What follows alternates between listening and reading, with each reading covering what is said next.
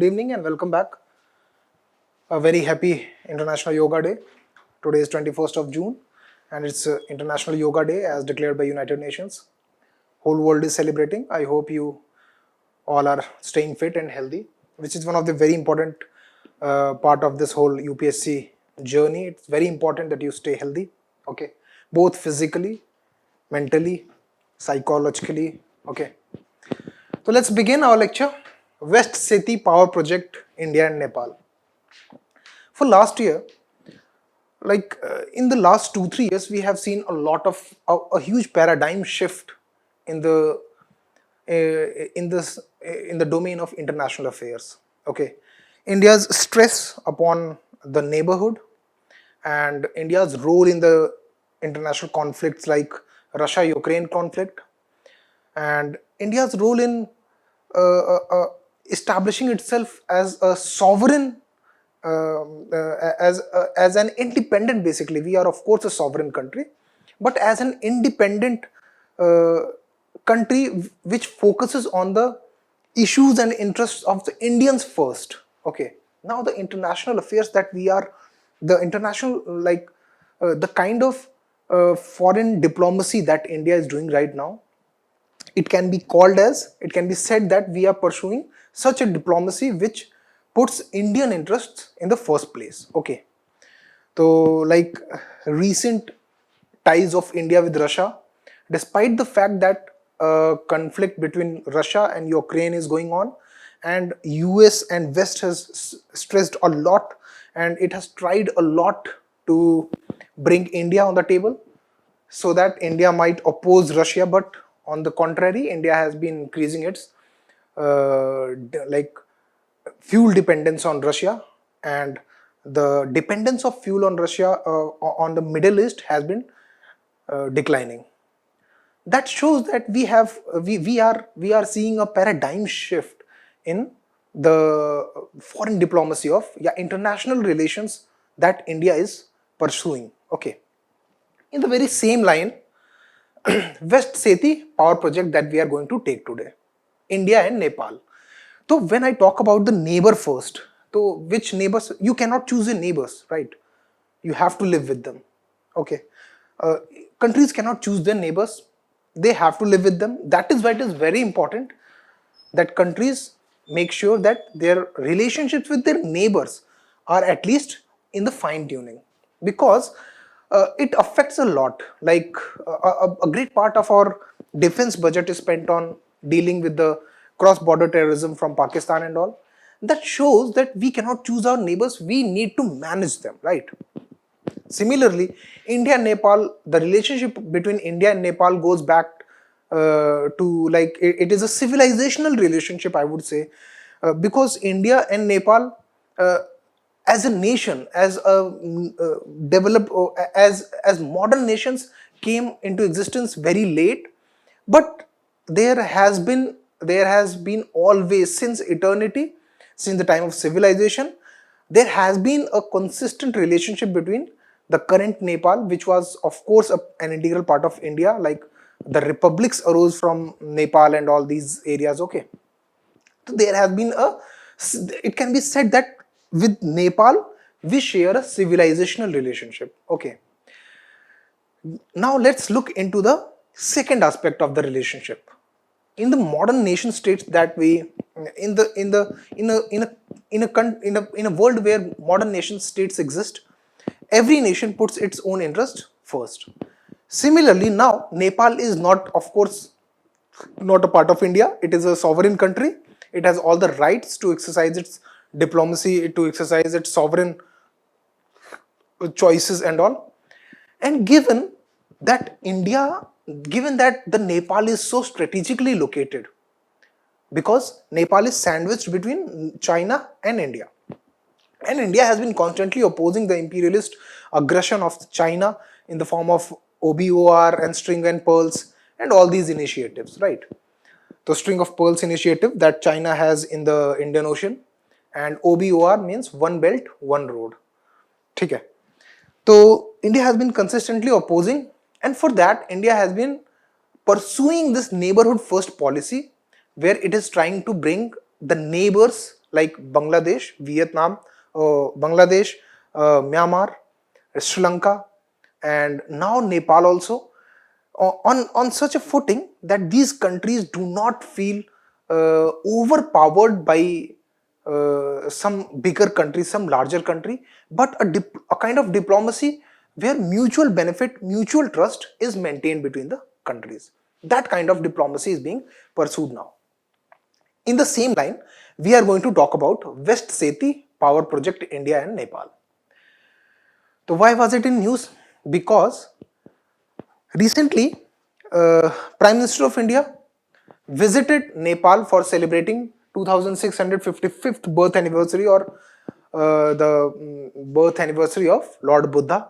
Lord Buddha was born in Lumbini in Nepal, and so the Prime Minister of India visited Lumbini, Nepal, and at that point in time, Indian and Nepalese delegations talked about this West Seti power project that can mean a lot for the growing power demand of Nepal. Okay, so what Nepal wants India to build hydel plant twice abandoned by China. So this project was taken over by China in 2012, and then in 2018 China abandoned it, saying that it is not economically feasible. Okay, and that is why they abandoned this plan. So it is a hydropower project. Okay, and if it is built, it will be having a huge capacity that will be able to supply 1/3 of the electricity of Nepal. Okay, and it will be a peak load plant, not a base load plant. Now, peak load plant are those plants which operate during peak loading conditions like morning and evening. Okay, basically evening time peak loading hoti hai, right? And base load plants are those plants which operate as base loads, क्योंकि loads are not constant. Electrical loads are not constant. They constantly vary, right? Okay.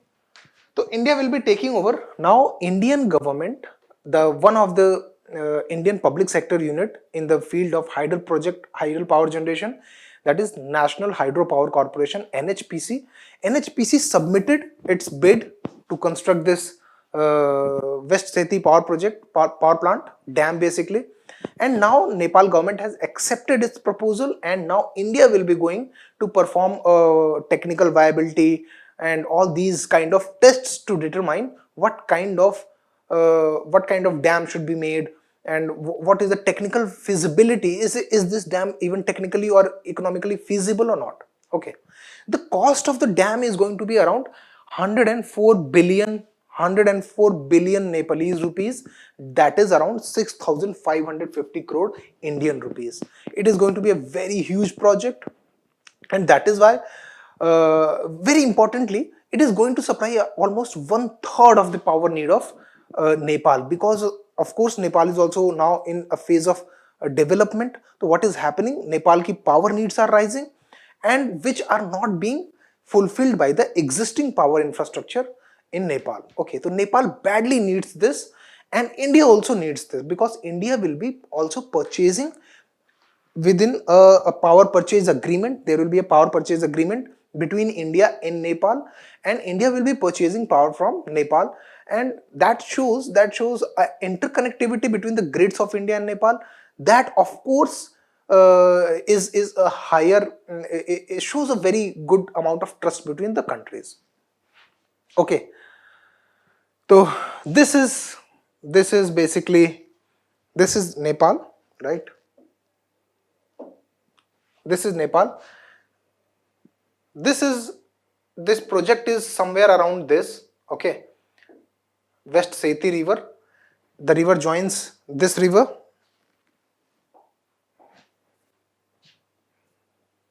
Okay, Karnali river. Actually, the main river is Karnali river. West Seti is a tributary of Karnali river. It is a right bank tributary of Karnali river. Karnali river, when enters India, becomes Ghagra. Okay, and Ghagra river. Okay, and now we are building this power project. Okay, we are building this power project over here. Okay, the Seti originates from snowfields and glaciers around the twin peaks of Api and Nampa. Api and Nampa, the south-facing slopes of Himalayas. ठीक है? Near the tri-junction of India, Nepal, and near the tri-junction of are somewhere around here. Okay, this river originates somewhere around here. Now, this point is already a point of conflict between India and Nepal that we'll be looking at. ठीक है? क्यों? क्योंकि according to the Treaty of Sugauli, okay, Treaty of Sugauli that was signed between British and Nepalese government in 1816. There is a conflict, boundary conflict. The conflict was recently in news because you can see there's a dotted line here. Okay? There's a dotted line here, and this dotted line represents the conflict zone. Okay? Problem ये है कि the Treaty of Sugauli that was signed in 1816, it says that the west of Kali River, the Kali River shall be the western boundary of Nepal. Okay. Now,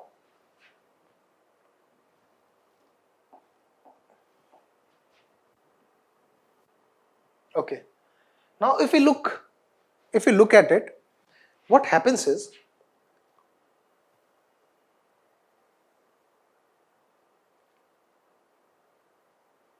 okay,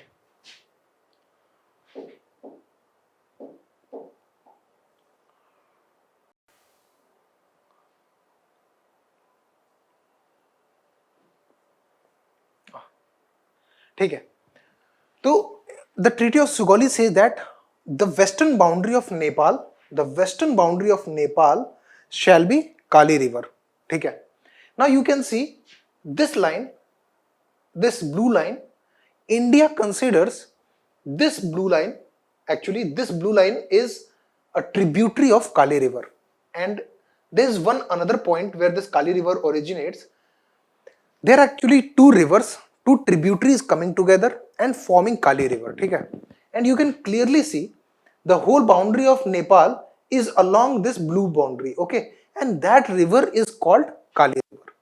That river is Kali River. That means Kali River forms the western boundary of Nepal.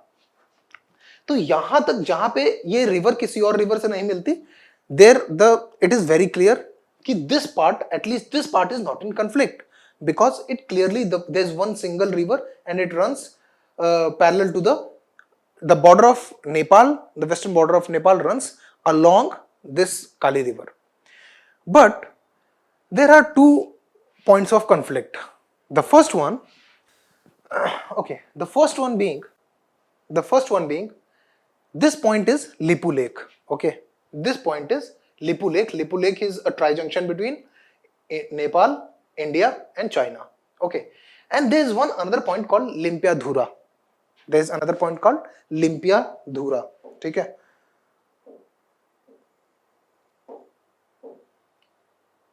Okay. The first one is, okay, that map gets washed away. It's okay. Right, now it's good. Okay, this point is Lipu Lake. Okay, and this point is Limpia Dhura. Okay, these are 2 points. Okay, now India considers Lipu Lake to be the origin of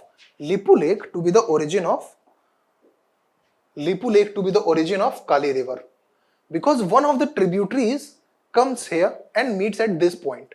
Okay, the other comes from here.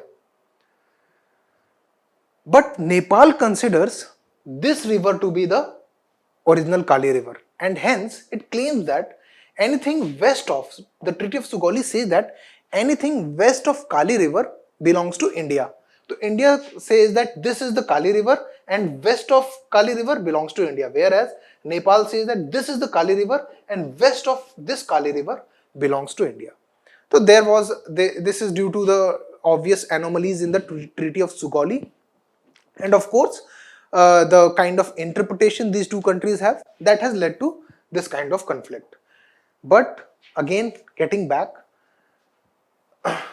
this West Seti river also originates somewhere around Lipu Lake, okay, and then it flows along these hills and it meets Karnali river here. Karnali river comes to India as Ghaggar or Ghagra river, okay, and the project is located somewhere around here. West Seti Dam project. This is the West Seti project. I hope you understood that. Okay, fine. The twin peaks of Api and Nampa in south-facing slopes in the main Himalayas. The area is near the tri-junction of border between, of course, somewhere around Lipu Lake. Okay. So India and Nepal, what are the power relationship between this? Okay. Nepal is rich in power resources because all the hilly areas are rich in power resources. Why? Because hills contain a lot of water and that is actually flowing downwards due to gravity, that contains a lot of kinetic energy within it. If we are able to somehow store it, so we will always never be running out of the water resource, first of all, because mountains are always there is always sometimes rains or some due to some other reasons, there is always water inside the mountains. Okay. So Nepal is rich, like Kashmir. Kashmir region is very rich in water resources, or you can say hydroelectric resources.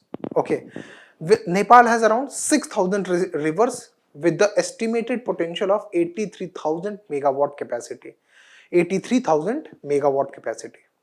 Now, Mahakali Treaty was signed back in 1996.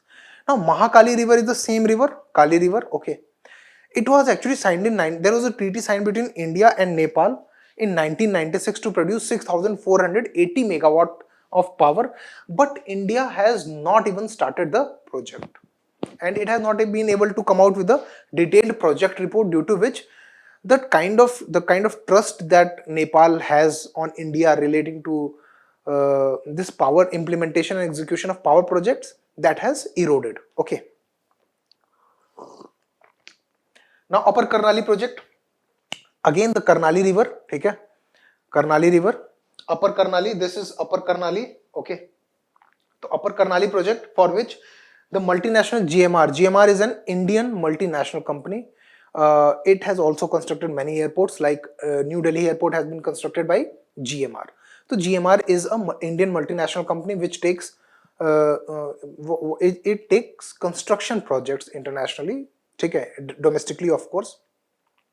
So the Upper Karnali project was awarded to GMR, but it still has not, this project has not been able to materialize. And then these 2-3 projects led to distrust of Indian companies in their ability, in their intention to implement projects. But 9,000 megawatt Arun 3 project has been successfully executed by Indian government, by an Indian company, due to which this company, the company which was executing this 900 megawatt project, has also been awarded the Arun 4 project, okay, in the eastern Nepal's Sankhua Sabha, okay, Sankhua Sabha, which was actually taken over in 2018 and it is now going to be completed in 2023. And the pace, the efficiency with which this project has been completed, it has given India a lot of leverage, and now we can understand why this power project is being awarded back to India, because China has already backed out of it. Okay, now that becomes very strategically very important, because China has already backed out of it, and if India starts and implements it, India executes this project, then it will be a great success for Indian engineering, and the kind of relationship that we are going to have with Nepal will be having this project will be having a long-term effect on that relationship. Okay. Now, very important point is Nepal's constitution has a clause under which any treaty with a foreign government which is about the natural resources of the Nepal or the country needs to be ratified by at least 2/3 majority in the parliament of the Nepal. Okay, so this is one, since The DPR has been sent to, the detailed project report has been sent by NHPC to Nepal government, but this needs to be this is a hurdle that needs to be cleared by the Indian company. Okay. Nepal has a massive power shortfall. It generates only 900 megawatt against an installed capacity of 2000 megawatt. Now, installed capacity means कि the installation, the infrastructure exists for generating 2000 megawatt capacity power, but that is not being fully utilized. Only 900 megawatt of power is being generated out of this 2000 megawatt installed capacity. Okay, although it is currently, see, although Nepal is already facing power shortage within its own boundaries, but still it is selling 364 megawatt of power to India. Okay, that means India is importing power from Nepal, right? If we look at the other dimension of India's relationship, as we talked in the beginning itself, Treaty of Friendship and Peace was signed in 1950, and that forms a bedrock between the India and Nepal. However, as we talked, Kalapani, Limpiadhura and Lipu Lake, that Lipu Lake and Limpiadhura conflict between the two countries about the origin of Kali River, that is of course a point of inflection between the two countries, but the two countries need to settle it. And India remains Nepal's largest trading partner, okay, with bilateral trade crossing $7 billion in financial year 2019 and 20. And India provides transit for Nepalese goods for export, because most of the Nepalese goods are exported from Indian ports like Vishakhapatnam, Mumbai, JNPT, है ना, Kandla, and India provides transit to these goods. ठीक है, तो India becomes very important for Nepal as well. And we all know that Nepal, of course, the northern part of Nepal is what? Himalayas, and safeguarding Himalayas is very important to counter Chinese aggression in the Indian subcontinent. Okay, India is 11th largest export destination. Okay, in 2014 it was 28th. Now the export from Nepal has increased and India is on 11th position. In financial year 2021-22, it constituted 2.34% of India's exports. ठीक है, तो अगर हम ये कहें कि what is the situation, what is is this a trade deficit or trade balance? So it is, of course, in India is having a trade deficit with Nepal, because India imports